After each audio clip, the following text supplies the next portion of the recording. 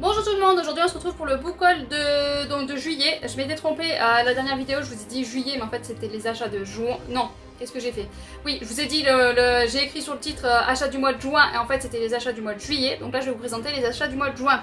On va y arriver mais dès qu'il y a du retard forcément on s'embrouille. Donc là c'est les livres que j'ai achetés au mois de juin. Et on est parti. Donc déjà je vais vous montrer un dernier livre, ça c'est par contre on l'a acheté pendant les vacances. Donc déjà première triche, c'est un livre qu'on a acheté au mois de juillet. Mais je me suis dit que je voulais le lire aussi donc j'allais vous le montrer. Donc c'est Yuki. Yuki, pourquoi Yuki? Je sais pas. Cutie, c'est l'intégrale 1 donc quel est l'auteur? De Patrick Marty et Golozao. On va y arriver, hein, on va y arriver. Donc c'est les auteurs de La Balade de Yaya, si jamais vous connaissez, et c'est aux éditions Draco. Donc le livre est très très beau. Bon, il n'est pas donné, mais bon, il est quand même, c'est un intégral, bon, un intégral 1, donc sûrement un intégral 2. Mais les images, je trouvais que c'était assez joli. Ça a l'air tout beau comme dessin. Après l'histoire en elle-même, on est en 1980 dans un petit village reculé de Mongolie. Kuti, orpheline, vit en harmonie avec la nature, recueillie par la chamane du village après son apparition mystérieuse. Quand Kuti découvre les jagissements de Bold, un bandit local, une lutte sans merci s'engage. Donc voilà. Donc moi ce qui me plaît surtout c'est qu'on voit des animaux et j'adore les animaux. Donc je me suis dit que je voulais le lire. Donc voilà. Un service presse reçu grâce à Babelio. Donc il faut le lire. On a 30 jours pour le lire une fois reçu.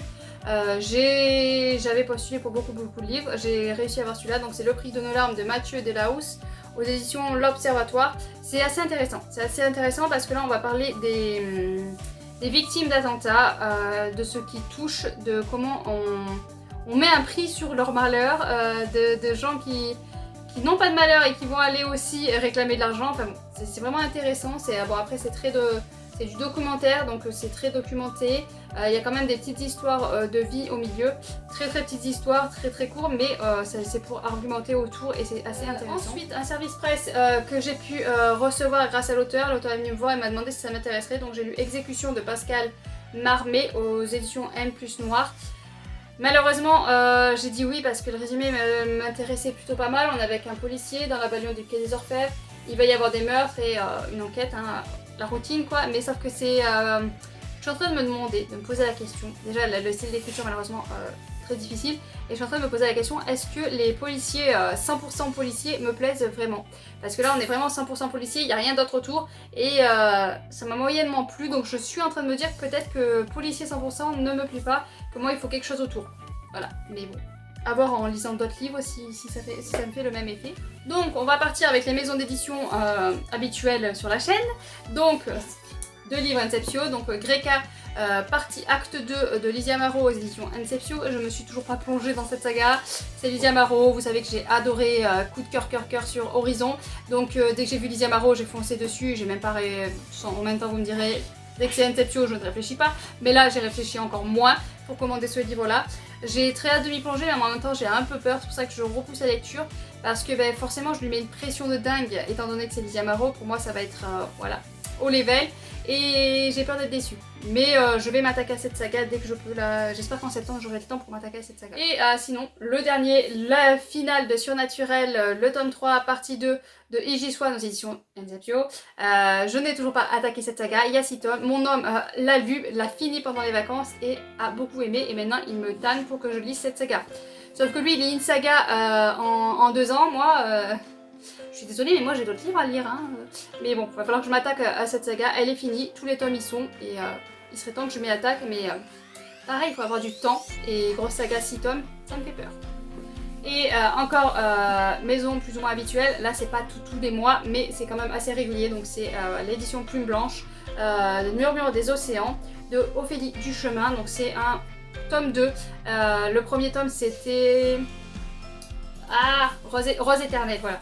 C'était Rose éternelle et là c'est Murmure de l'océan sur la petite sirène. Rose éternelle c'était sur La Belle et la Bête.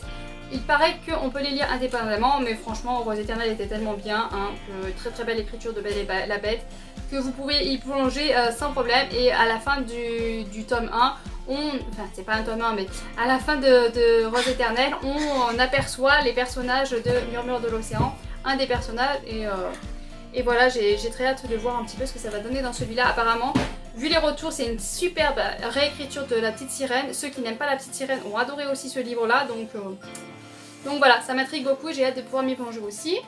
Achat que j'ai fait, qui n'était pas indispensable parce que je les avais déjà, mais voilà, je voulais cette édition. Donc c'est Le Seigneur des Anneaux, le tome 2 et le tome 3. J'ai déjà lu le tome 2 et il me reste le tome 3 à lire en ce mois d'août. Est-ce que j'aurai le temps? Je ne suis pas sûre. De Tolkien, donc Les Deux Tours et Le Retour du Roi, donc il me reste celui-ci à lire. Aux éditions donc Folio Junior. J'ai beaucoup aimé les 2 premiers tomes, il se passe pas grand chose, mais c'est passionnant. On a envie de lire. Je sais pas si j'aurai le temps au mois d'août, voilà, parce que je ne lis pas beaucoup. Les enfants sont assez casse-bonbons, donc voilà. Donc j'espère quand même avoir le temps, sinon, je sais pas quand je le lis. Alors, là c'est pareil, c'est plus ou moins une maison d'édition routine, mais bon, vu qu'il repousse plein de sorties, du coup, il n'y en a pas tant que ça qui arrive. Donc là, c'est Les Loups Dorés de Roshani Chokshi. Désolée, aux éditions de Saxus. Donc de Saxus, j'en ai précommandé. J'ai demandé à ma librairie s'ils pouvaient m'en précommander certains. Et comme finalement ça a été repoussé, ils m'ont dit pour l'instant on peut pas, on va voir si on peut les avoir. Voilà. Et avant de les précommander, on veut voir si vraiment on peut les avoir. Donc c'est assez compliqué, mais du coup ce qui sortait au mois d'août va sortir finalement en septembre. Donc à force de repousser, voilà, vous n'en voyez pas tant que ça dans mes boucoles, mais sinon j'ai tendance à les acheter plus ou moins tous. Hein. Je les achète pas tous, mais j'en achète quand même pas mal. Voilà, donc c'est très beau. Si je les précommande, voilà, c'est pour avoir le hardback parce qu'ils sont magnifiques. J'avoue que si je prends deux Axus, j'ai envie d'avoir le hardback, mais faut encore arriver à les avoir. Donc voilà, donc Les Loups Dorés, je ne sais plus du tout de quoi ça parle. Paris, 1889, tous les regards sont tournés vers la ville lumière. On va se tenir l'exposition universelle. Cachée parmi les merveilles technologiques, les créations artistiques exposées se trouve un objet d'une puissance inimaginable qui pourrait changer le cours de l'histoire. Voilà, je vous en dis pas plus. Ça m'avait l'air pas mal quand j'avais lu le résumé. Donc encore un hardback, j'ai hésité quand même à l'acheter, mais quand j'ai vu la beauté, j'ai craqué. Puis le sujet, on est avec des revenants, une personne je crois qui peut parler avec des revenants, donc bon.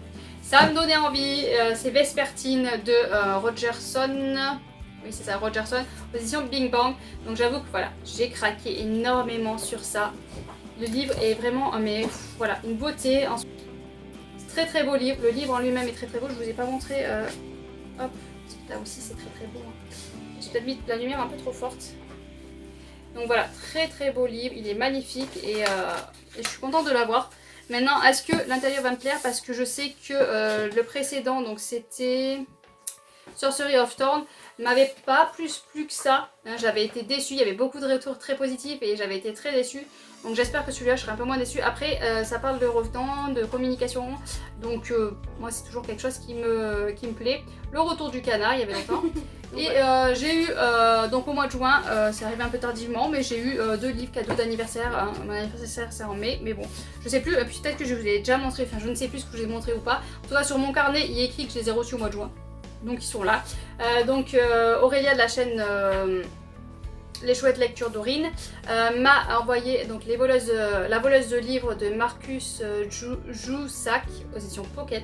J'avais dans ma wishlist, c'était que j'avais dans ma wishlist. Ça me tombe pas mal. Après c'est un assez gros livre quand même en poche. Mais ça m'avait l'air plutôt pas mal. J'ai hâte de pouvoir m'y plonger. On est toujours en la guerre. Les heures venues, bien peu sont ceux qui peuvent échapper à la mort et plus rares encore ceux qui réussissent à éveiller sa curiosité. Liesel Medlinger y est parvenue. 3 fois cette fillette a croisé la mort et 3 fois la mort s'est arrêtée. Est-ce un destin d'orpheline dans l'Allemagne nazie? Ouais, voilà, c'est pendant la guerre. Donc voilà, la petite fille, la mort. Et le dernier, c'est encore un qu'elle m'a offert, donc Aurélia. Donc c'est Le Réveil, le tome 1, le désordre de Elisabeth Guillot. C'est un auto-édité, donc voilà, hein, les auto-édités aussi font de très belles choses, il est très beau. Je baisse un peu la lumière donc ça fait un peu plus sombre, mais au moins je peux peut-être arriver à lire, ça me fait moins de reflets. Sophia n'appartient pas à son monde, elle n'était qu'une éveillée parmi tant d'autres. Et pourtant, le jour qu'elle pose ses yeux sur lui, Evaid a compris que tout leur univers allait bientôt s'écrouler. Et s'il existait une troisième option, serait-il prêt à tenter le tout pour le tout? Bon, j'ai sauté un passage, hein. Mais voilà, moi c'était sur la chaîne de... Ah Isa, c'est quoi? ah je sais plus le nom de sa chaîne. Enfin bon, elle fait un challenge sur il faut lire des auto-édités. Et donc ils avaient parlé de ce livre-là, moi ça me tentait plutôt pas mal. On est sur une romance, hein, a priori, une romance une vie adulte vu le résumé. Mais voilà, de temps en temps, les romances ne me gênent pas, surtout quand j'y plonge et que je sais qu'elle va être très présente. Quand j'y plonge et que voilà, je savais pas qu'elle était très présente et qu'elle est très présente, ça peut m'agacer. Par contre, quand je sais où je vais, j'y vais en le sachant, ça passe beaucoup mieux. Donc voilà pour les livres que j'ai reçus au mois de juin. Ce coup-ci, c'est ce que j'ai eu au mois de juin 1, pas juillet. Vous avez une présentation du livre qu'on a emprunté à la médiathèque, hein, un livre sur les dinosaures. Voilà, et donc c'est toujours les vacances, il y a toujours les enfants, c'est toujours la catastrophe, ils font conneries sur conneries, ils sont casse-pieds sur casse-pieds, mais bon. Que voulez-vous? Donc sur ce, je vous laisse, n'hésitez pas à me dire ce que vous avez acquis dernièrement, hein, parce que vu que je m'embrouille, je vous dis plus quel mois, n'hésitez pas à me dire ce que vous avez acquis dernièrement. Je vous laisse passer un bon fin d'été et à bientôt. C'était Spinosaure.